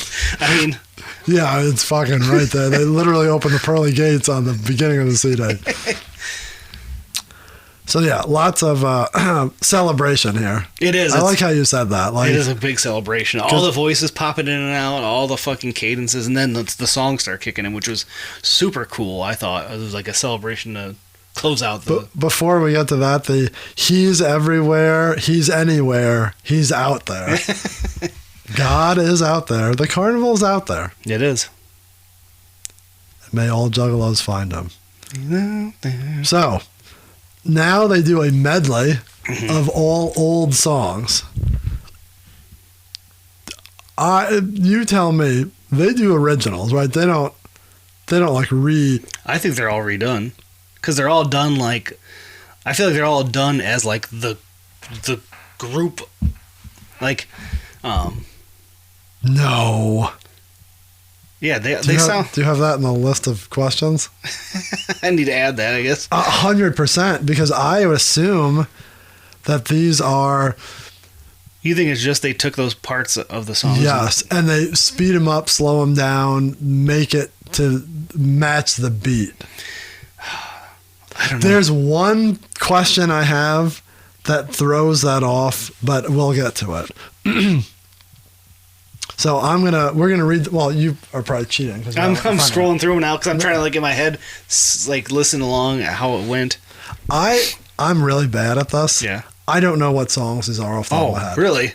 I'm so bad. I'm telling you, if you look at this, the ones that I wrote down, the ones that I don't know.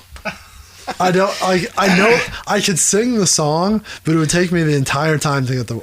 Sometimes I could be bad on a title, but I'm really bad at titles. Yeah. I'm telling you, there's something wrong with my brain.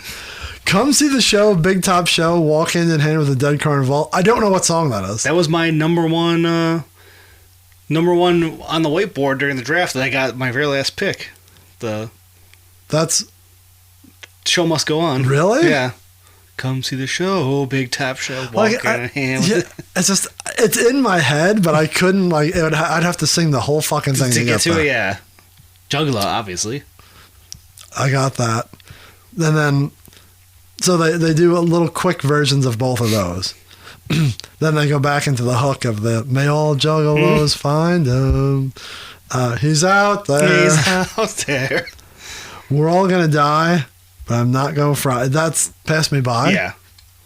I get that confused with the one on Malenko. And I'm like, it sounds like. Or is that the one on Malenko? It is on Malenko. What's the one that's the end of Jackal? Nothing's Left. I got those two confused. Totally different sounding songs. Because those two CDs are Awesome. Let's go along. the last two on my list. Dirtball. Yeah. I like that this is now turning into you making fun of me. Now, Please tell me you know the next one. We're Not Sorry If We Tricked You. We don't care. Oh yeah. Now it just repeats the We're Not Sorry If We Tricked You. Yeah. You didn't fucking hammer it home. Now you're hammering it again. Fuck Off. Yeah. Dog Beats. Dog Beats. 3 Ring. Yeah, you got the titles and all these here. These are all easy ones here. Murder Go Round. Now you gotta fuck with a wicked clown. Yeah, so there's only one here, really. Okay, this is where I go back. Yeah. Maybe I'm singing it wrong. 3 Rings. Ding. People. Like to point and stare. It's not people love to point and stare. No, I always thought it was like people like to point and stare. I always think it's people love to point and People stare. love to point and man. Now I can't. When I heard this today driving here, I literally said, "Oh shit, is it like or love?" And I rewound it. They say like. Yeah. Did you go back and listen to 3 Ring? No, I was in your fucking neighborhood. I also got lost in your neighborhood. Oh, yeah? I felt like it was Astronomicon. I went totally down the wrong street. Yeah, that would be a good one to compare then. I think they're redone. I feel like they sound a little different. But they are sped up, so maybe it's just that. Woo! Got that holy wraith going to me. It is funny, like if you do the Dog Beats and the Murder Go Round one, it is like multiple voices singing it. Yeah, that's what. There's no way like Sin and Mike P and all of them are like. They're in the book. But there's no way. Because it sounds like a chorus of people. Like It the does. way a lot of their hooks are on those songs already, but I don't think so. I think they're the originals. maybe they have the original with them singing over the original. So you have both. Because there's so many layers. We don't care what happens now. We swing our hatchets. Oh, is that part? Does the carnival carry on? Is that from before, or is that new? Oh no, they said that before. Yeah. The carnival will carry on, and now you have Violent J or Willoughby Rags or Sam. Though the We Don't Care What Happens Now is new, right? That was the first time that's dropped in these. What part? The We Don't Care What Happens Now. We swing our hatchets and we're proud. That part's the first time that pops up, right? I don't see it in any of the other. Maybe. So that's a little added at the end. But yeah. Yeah, they don't care. Now we're in Shangri-La. I take it as Willoughby Rags, even if it's Willoughby Rags originally was J, right? Or, Yeah. Yeah. So I want to say I slowed this down. We'll do it again. I'll play it just to make sure. Or, like I said in our preview episode, this was what Sam read for us. Thank you, ladies and gentlemen. Thank you for joining us. We hope you've enjoyed the Wraith's exhibit of Shangri-La. Mm-hmm. And as soon as you die, this will be yours. Thank you for joining us. Thank you, God. See, I think that's wrong on the notes here. I always heard, thank you, bitch. No. That's what I heard. I thought it was Willoughby Rags like talking to the listener saying, thank you, bitch, for like joining us. No, because he stretches that out. That's where he's like, thank you, God. Yeah, I always thought he said bitch there. I don't think so. We'll listen to it again. And then it kind of tails off. Always remember to fuck off. Thank you. I hear Sam in my head when I do this. I can't hear the real version of this. Fuck off. Goodbye. Bitch. A little bitch to end on. Perfect. What better word to end the fucking 6 Joker card saga than just bitch?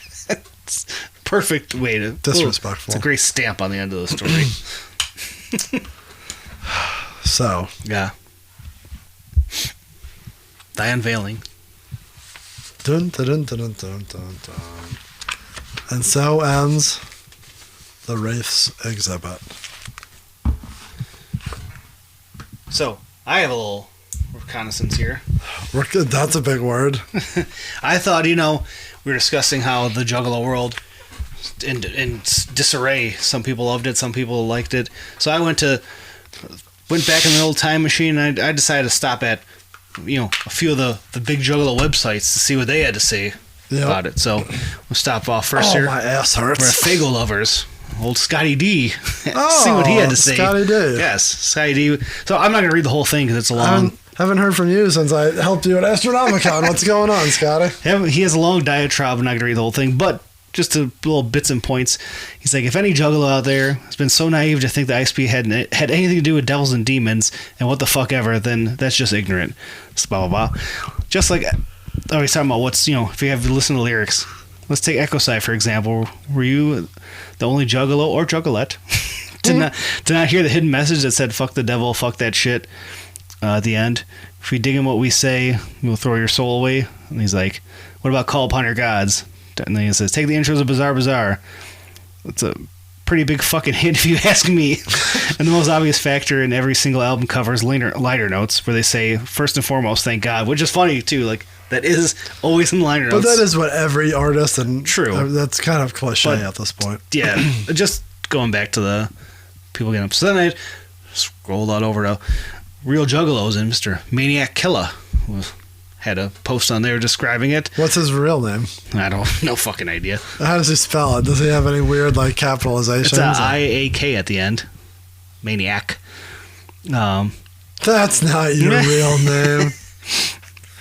Says, how hard was it to honestly figure all this out? ISPCs, which songs kill devils, destroy beings that hurt women, or are racist, and so on. Hell, even the fucking Pendulum had them running around with a guy named Jesus. So what the fuck is this surprise? So yeah, then he just goes on ranting and raving about people being upset, which again funny. So then I decided to scroll over to old Psychopathic Traders, see what the folks over there had to say. Suplex, you might know him. Don't do this to me, please. This is all fucking shoot, and I don't like it. I'm fucking cringing. He said, wow, I've listened to Ray 3 times now, and I'm blown away each time. What a work of fucking art. This is the shit. For those of you... People don't know who this is, by the way. No. It's Caller, right? Yeah, but we've never put that together. But I thought you might know him. Oh, I do, yes. For those of you who might be getting the Wraith later, I won't go into the specifics, but I felt I had to say something. What a work of art. It's going to be interesting to see how the size of the Constance of the Gathering change. I hope not too much. Yeah, it did. Went down. But yeah, oddly, the other member of PT, silence, did not have anything to say. He just wanted to talk about merch as I scrolled up and down November. All his posts were about was the merch. So because he got listened to 2 weeks before? He's like, that's old news to me. That's actually probably true. I was just cracking up because you had no say about it. You just, here's the merch. He's like, you were posting about what the release parties had and whatnot. Man doing his work. He was fucking, isn't that important? Yeah. But I thought it'd be fun to hit the three big chains of the Jesus the Juggalo to see what they had to say of the Unveiling. And there's also, I have a whole Real Juggalo had, there's like 30 people who wrote in their stories about their listening to it. Oh God, that's what we want. I need to go through these and maybe I'll pull out some highlights for the wrap up. But I want people to call in, and tell us either what you thought about the Unveiling, good or bad, or just CD in general after you listen to it. Yeah. We need stories of this would be good, but yeah, in general the CD too. for sure. But definitely this. Like, this tickles me. So. Well, I'm going to read some of these. I'll let you know what BigSexy1876928 at AOL.com had to say about it. I'll also take a look at what Monoxide Angel 113 at AOL.com had to say about it. Fucking these names are so good. I can just listen to those.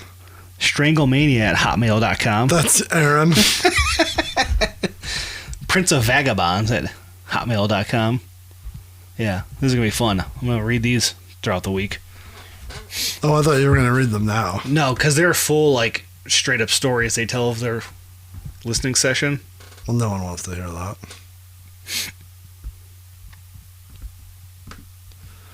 All right, well, that'll be something to look forward to. Yes. Because did you get this in your what the PT beginning was? I was going to take a screen capture of that. It's great. May all juggalos find us. We are out there. We are. Who's we? I don't know. We, him, the Dark Carnival in general.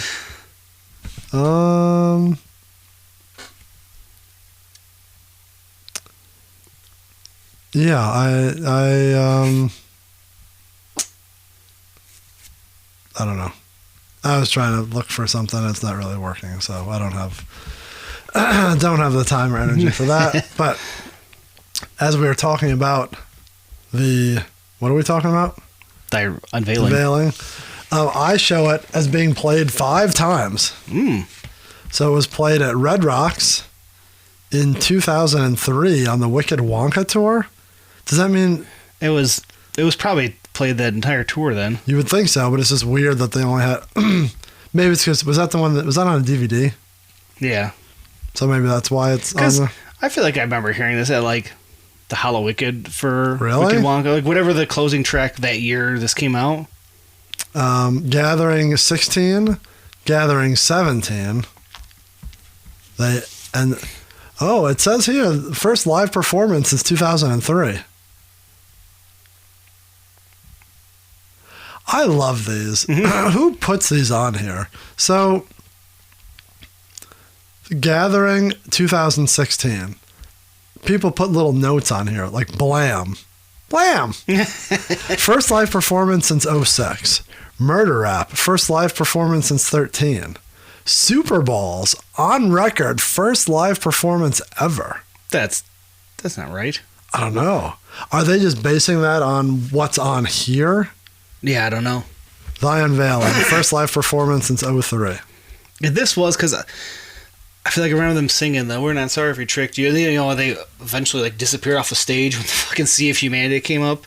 Like, I feel like I remember hearing him in the back singing it still, and the Fagos flying at the "We're Not Sorry If We Tricked You" going. I feel like this was at least on that first tour, and then probably fell off forever. Maybe. They played it at the.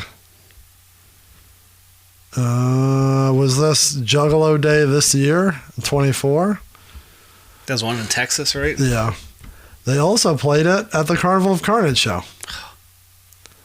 I don't remember it, but I mean, it must have happened. Did they just do like a melody of like extra songs after it? Do we never talk about this? I did not remember hearing that they did extra songs after. So they did Carnival of Carnage, front to back, give or take. Give or take. Murder Go Round, Show Must Go On, Hocus Pocus, Bring It On, Welcome to the Show. So they kind of went in order, like one song from each CD. That's sweet. Southwest all the beginning songs. Yeah. Right? Other than like an intro, Murder Go Round, Show Must Go On, Hocus Pocus, Bring It On, Welcome to the Show. Yeah, that's real cool. Southwest Strangler, Halloween on Military, Posse on Vernon. Oh my gosh. So like all three These of are the 3 Southwest songs. The Unveiling. Man, that's a banging set. That was a fucking show. Should have went. You should have. What did you do that day instead? You did something I was else. down there. I think we went to a different show because me and Aaron were talking about just going over there and just seeing like what was if we could just walk in or something. I know I've said it before, but that was the same day as Mayweather and Pacquiao. No, Mayweather and the fucking McGregor. Oh yeah, yeah. So we were at the Bronx watching that on Jacob's phone. I think we went to the shelter for Fiddler and Diarrhea Planet. Jesus. And it ended early. And then we went to, if this is the same night, then we went to PJ's and we're just drinking at the bar. And they're like, oh, there's this guy in the back. He's like R. Kelly, like some kind of singer. You guys should check him out. We're like, okay. So we walk in, there's like no one there. And now he's kind of gotten like decently big. His name's Boulevards. But at that point, we had no idea who he was. And he's singing the song, Love That Makes You, I forgot what he said, Kick and Shout or something. We were all into it. Con, drunked up, takes his high life and starts spraying it like champagne on the floor. I can see that. And he like jumps off stage and he's in with us like singing. But the guy like got solidly big after that. But we just on a whim went there and then we're like, oh, we should go walk over to the L Club. Could have seen all your Southwest Detroit songs. Should have. If I had a time machine, that's what I'd go do. That's the one thing you would do if you had a time machine. Just go back to the Carnival Carn show. It was a good one. It'll be on DVD someday. They're not sorry if they tricked you. We should have made this the We're Not Sorry If We Tricked You episode. Run down everything. We've talked about that, haven't we? It's a good. I think it's a good idea. It'd be real hard, but we could do it. It'd be so much. Yeah, it'd be the longest season ever. So yeah. I love this song. Mm-hmm. I didn't feel like I don't know, looking forward to what I like. It was just there. I don't know, but listening back, like I have no problems with it. No, love it. This is my first draft pick, for fuck's sake. It was. I don't know. I feel like it's weird. It's definitely weird as a standalone. Just the way it's not like even a song. It's like a spoken word build up, but then you had the big payoff at the end of the celebration. It's fun. I'm a big fan of it. It's fantastic. Great ending. The whole CD just ended on a bang and a boom. We'll get to if we ever get to the Hell's Pit, but maybe like the way this big build up, this big finish, like how do you even like come back with something? Like how do you even end that next album that's a second part of this? Like you do it.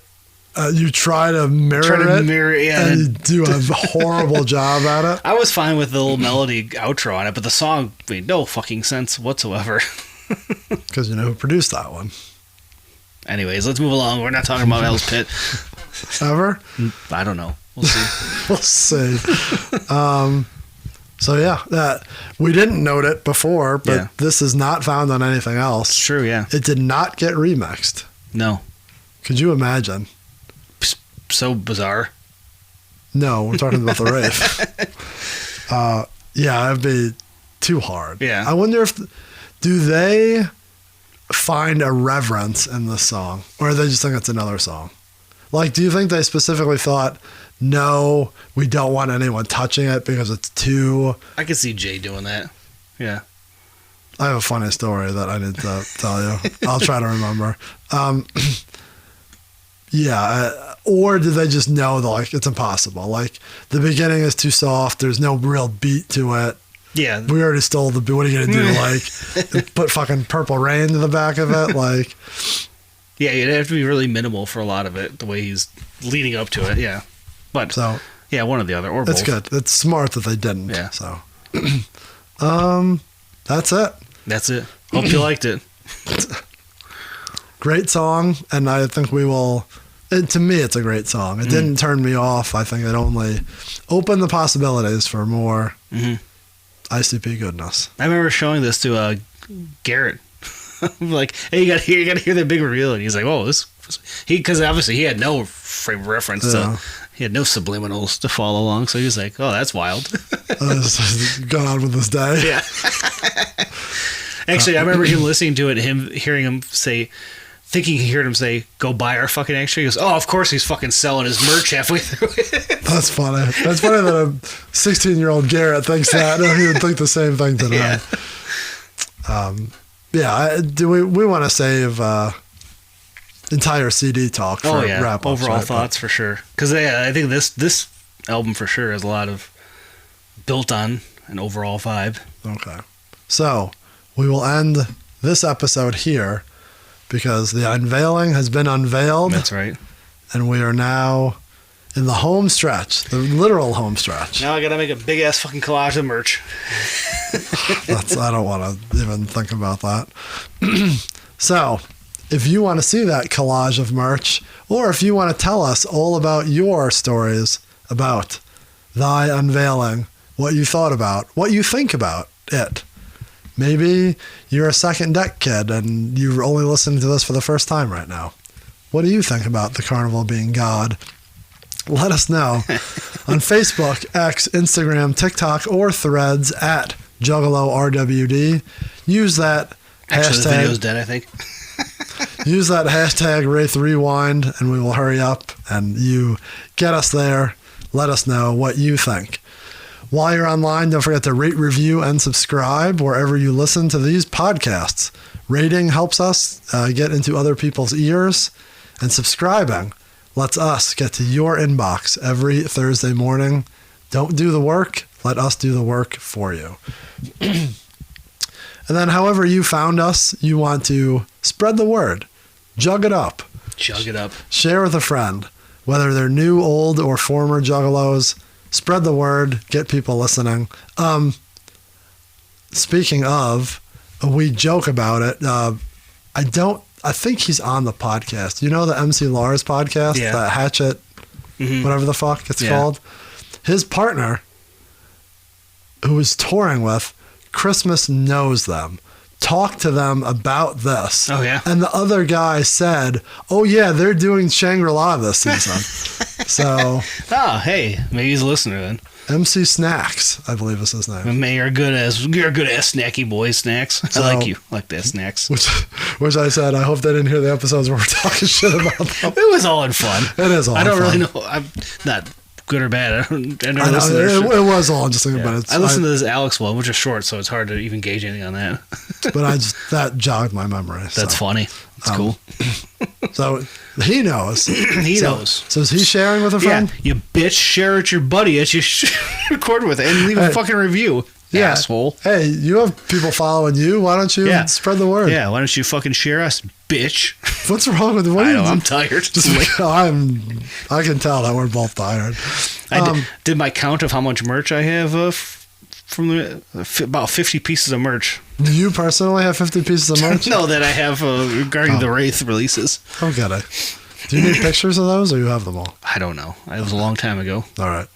I might need some. So, share with a friend, new, old, or your followers if you're Or your followers. If you're a Jug famous celebrity.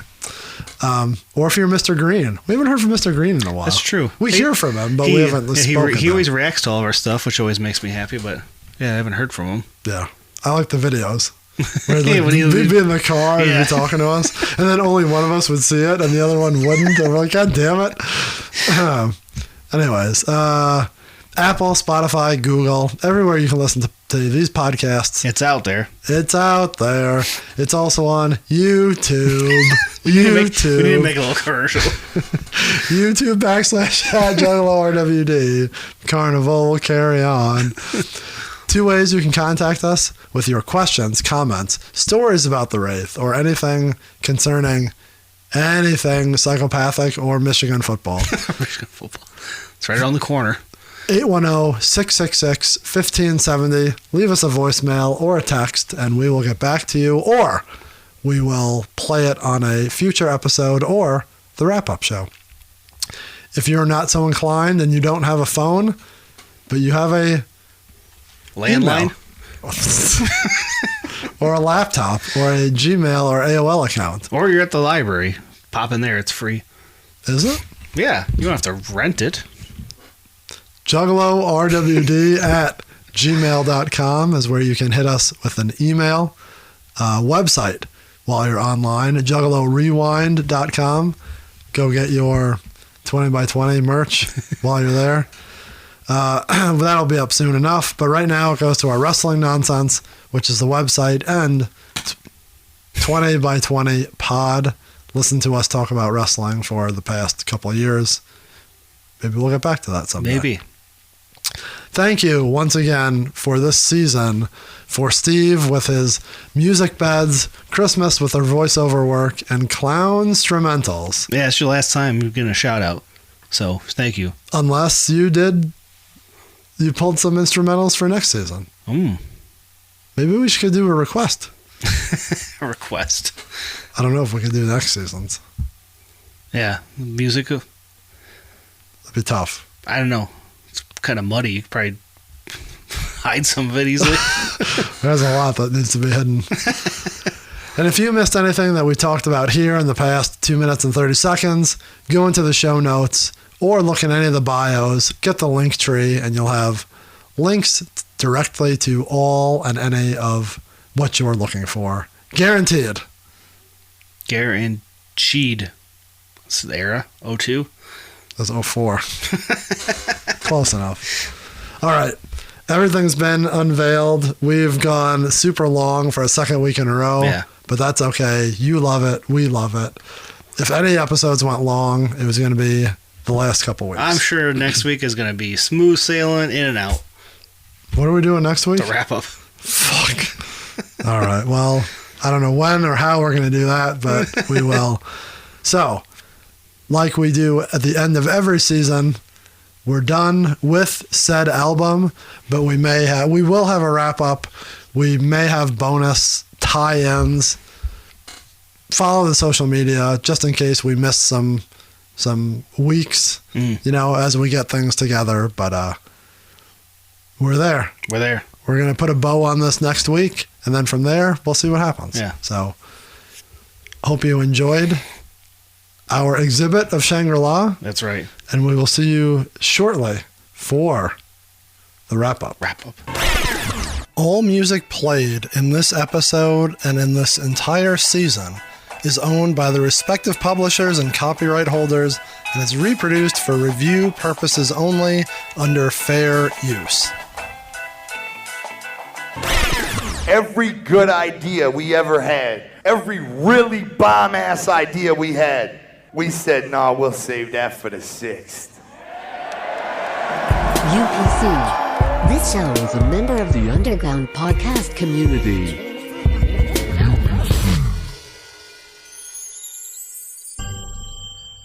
The Unveiling.